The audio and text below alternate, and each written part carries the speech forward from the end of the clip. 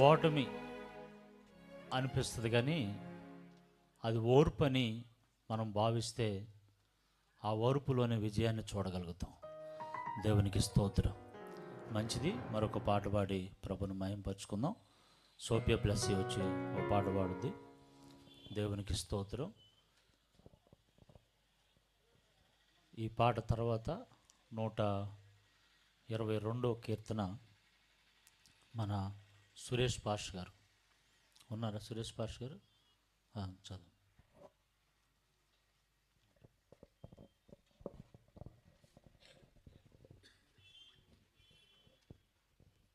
హల్లెలూయా. నిన్ను మాత్రమే నేనమ్మానయ్యా, నీవు మాత్రమే నా ధైర్యము యేసయ్యా.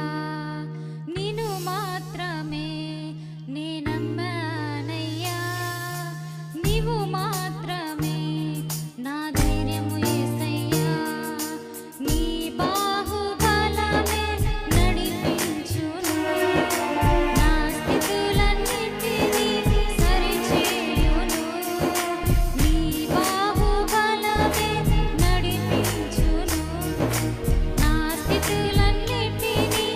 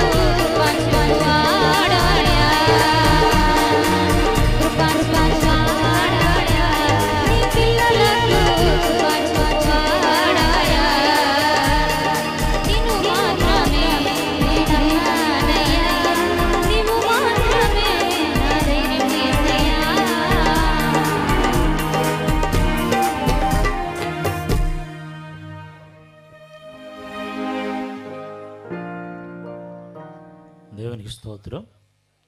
చక్కని పాట పాడి ప్రభుని మహిమచ్చిన సోఫియా బ్లెస్సింగ్ ప్రత్యేకమైన వందనాలు.